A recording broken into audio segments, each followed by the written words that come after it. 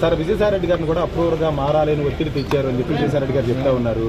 అంటే ఎందుకు అంటే జగన్ గారిని ఇబ్బంది పెట్టడం కోసమే ఇవన్నీ చేస్తున్నారు అనేది కూడా వైసీపీ వాళ్ళు ఏం చెప్తారు? నా లోగో పైకి పెట్టానా?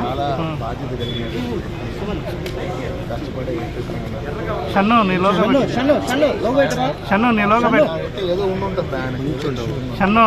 బట్ ఒకటి మన అందరం కూడా చూడాల్సిందంటే మీకు ఉంటుంది, మీకు కొంచెం కన్సర్న్ ఉంటుంది జరుగుతుంది ఏంటి ప్రజలు కూడా తీయాల్సింది. అది ఆయనే చెప్పేసి నేను ఎందుకు చూడాల్సి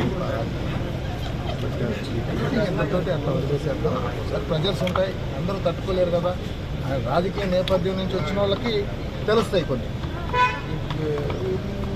వేరే ప్రొఫెషన్స్ నుంచి వచ్చిన వాళ్ళకి అంత ఈజీగా ఉండదు. ఒక్కోసారి 100 మార్కులు వస్తాయి, ఒకసారి 0 మార్కులు వస్తాయి. ఆ ఒత్తిళ్ళు వచ్చినప్పుడు నిలబెట్టుకొని దాన్ని సర్దుకొని జాగ్రత్త తీసుకోవాలి. ప్రాసెస్లో కొంతమంది సర్దుకోగలుగుతారు, కొంతమంది సర్దుకోలేకపోతారు. ఈరోజు నంబర్స్ గేమ్లో ఒత్తిళ్ళు ఉంటాయి, లేకుండా ఉంటాయి.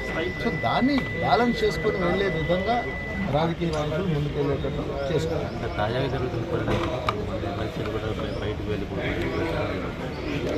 ఒకటే గుర్తుపెట్టుకోండి, ఏదైనా ఒక మనం ప్రాక్టికల్గా చూసుకుంటే మనం గెలిచినప్పుడు అంత హ్యాపీ ఓడినప్పుడు మనం కూడా కొన్ని ఇష్యూస్ ఉంటాయి. ఫ్యామిలీలో కూడా అంతే ఉంటాయి, పార్టీలో అంతే ఉంటాయి, వ్యాపార సంస్థలు అంతే ఉంటాయి, దేశం కూడా అంతే ఉంటుంది. దేశం గొప్పగా ఎదిగేటప్పుడు అంతా బాగుంటుంది. తర్వాత అందరూ ఎవరికోళ్ళు భయపడిపోయి బాధలు పడి మనసులో వేరే ఆలోచనలతో జారిపోతుంటారు. దాన్ని మనం ఇష్యూస్గా తీసుకోవాలి. ఖచ్చితంగా ప్రతి మనిషికి కూడాను రాజకీయాల్లో వచ్చే ముందు అన్నీ చూసుకొని రావాలి. నేను పెద్దగా చెప్తాను, personal life, professional life, social life, then political life అంటాను. ముందు నువ్వు ఇంట్లో నీ భార్య పిల్లలకి నువ్వు చేసుకునే పనులకి వీటన్నిటి జాగ్రత్త చూసుకొని సమాజానికి సేవ చేసి తర్వాత రాజకీయానికి రా. అంతేగాని నేను డైరెక్ట్గా రాజకీయానికి వచ్చిన కాడి నుంచి ఇక్కడ దీంట్లో ఉండే ప్రజర్స్ని మనం అడ్రస్ చేయకుండా మళ్ళీ ఇంట్లో అక్కడ ప్రాబ్లమ్స్ని వీటన్నిటి ప్రొఫెషనల్ ప్రాబ్లమ్ని ఇబ్బంది పడిపోతాం. సో వాటిని బ్యాలెన్స్ చేసుకొని వెళ్ళే విధంగా రాజకీయ నాయకులు రావాల్సిన అవసరం. అంటే వైసీపీ భవిష్యత్తు ఎలా ఉండబోతుంది? ఉంటారండి, ఉండకుండా ఎట్లా ఉంటాయి, చాలా ఉంటాయి.